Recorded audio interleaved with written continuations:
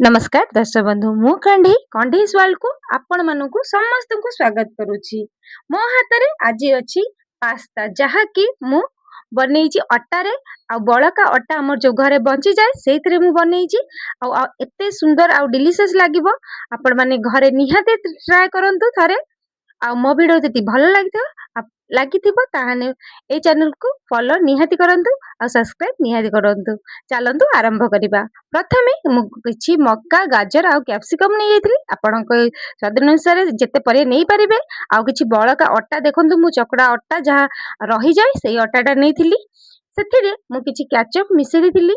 एठी आपण सेजवान चटनी भी मिसेई परिबे किंतु मो झियो छोटटा बोली खाई परिबोनी राग सेतपई मु एठी खाली टमाटो सॉस मिसेइथिली। टमाटो सॉस मिसेइबे आपण जदि इच्छा थिबो जदि जदि राग खाउथिबे ताहाने सेजवान चटनी मिसेई परिबे। एठी हमें से टमाटो सॉस देकी एठी भल भाबरे अटा को चकुड़ देबा। आउ टिके एठी चकुड़ी साइला परे जेमिति हमें अटा गोळा करू सेई भलिया ताको भाग कर दबा गोळा कर दबा। एठी मोर 4टा गोळा हैला आपण मानकर इच्छा जेतटा गोळा करि परिबे। किछि अटा डस्ट करिकी आमे एठी गोटे पटारे मु ताको नै जाइथिले बे गोल पूरा सीधे लंबा लंबा करिकी ताको एई भलिया भाबरे लंबा लंबा कर देबे।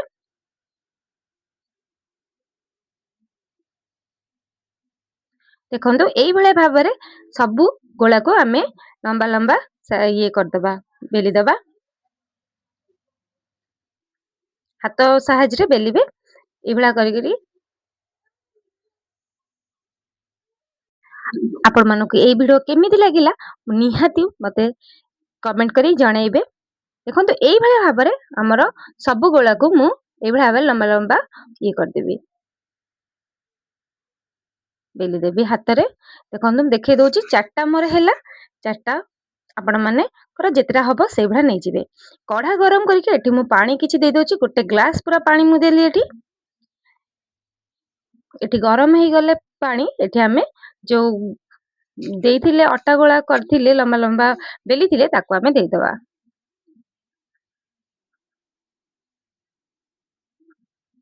ये बहुत सहज आ बहुत जल्दी भी हेजबो।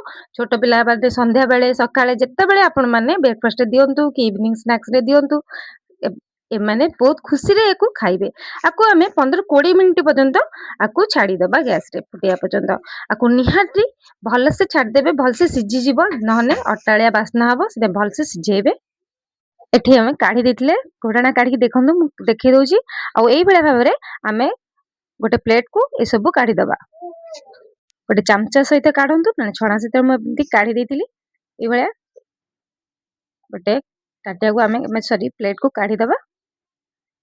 देखंतु ए भलिया हमें काढी देथिले आको हमें ए भलिया काढी के गोटे गोटे हमें काटी दबा साइड साइड रु काटी की ताको साइज कर दबा। देखंतु ए भलिया भाबरे मो झियो एबे देखंतु खाइबो बोली पूरा पूरा तरतर जल्दी मामा करम जल्दी हमें खाइया। देखंतु एई भलिया भाबरे हमें काटी देइचे गोल गोल करी काटी देबे। आपण मानको जोमता साइज इच्छा सेमती साइज रे काटी परंती। आको जदी लंबा लंबा भी माने छुरी रे काटी देबे रुटी करिकी सेमिति भी पास्ता करि परंती। मु एई भलिया साइज कली छोट पिला खाइ परे खुशी रे। नहने एई भलिया भाबरे सबु अट्टा को हमें काटी दबा।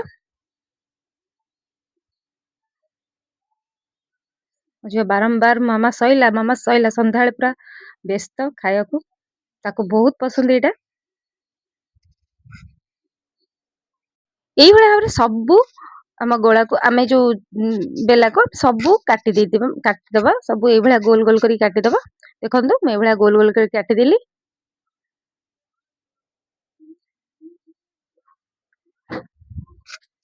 एबे आमे गोटे कढ़ई गरम करिबा आ तेल किछि दबा सेथिरे मु किछि प्याज दे देथिली।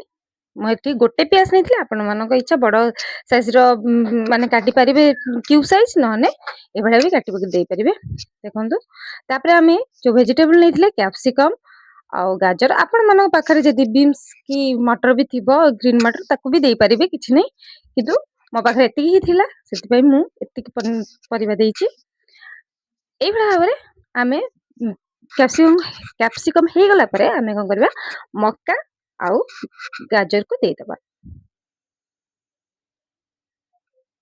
ଏଠି ଆମେ ଟିକେ ମକା ଆଉ ଗାଜର ହେବା ପାଇଁ ଆମେ ଆକୁ ଭଲସେ ଭାଜିଦେବା ଆଉ ଭଲ ଭାବରେ ଟିକେ ସିଝିବା ପାଇଁ ଟିକେ ଲୁଣ ବି ପକେଇବା। କିଛି ସ୍ୱାଦ ଅନୁସାରେ ଆପଣମାନେ ଲୁଣ ପକେଇବେ ସିଝିଯିବା ପାଇଁ। ବେଶୀ ବି ଲୁଣ ପକେଇବେନି, କାରଣ ଆମେ ପଛରେ ସସ୍ ପକେଇବା, ସେଥିପାଇଁ ଲୁଣ ଏବେ ବେଶୀ ପକେଇବେନି। ଆକୁ ଏବେ ଘୋଡ଼େଇ ଦେବା ଟିକେ ସିଝିବା ପାଇଁ। 10 ମିନିଟ୍ ଖଣ୍ଡେ ଘୋଡ଼େଇ ଦେବା। ଏବେ କାଢ଼ିଦେବା। ଦେଖନ୍ତୁ ଟିକେ ସିଝି ଆଇଲାଣି। ଆମେ ଏବେ କିନ୍ତୁ ଆକୁ ଲୋ ଆଞ୍ଚରେ ରଖିବେ, ବେଶୀ ହାଇ ଆଞ୍ଚରେ ରଖିବେନି। ଏବେ ଆମେ ଯାହା ଅଟା ଇଏକୁ ପକେଇବା। ଏବେ ତାକୁ ଟିକେ ଗୋଳେଇ ଦେବା। ଦେଖନ୍ତୁ ଏଠି ଆମେ ଗୋଟେ ସସ୍ ତିଆରି କରିଥିଲେ, ଯାହାକି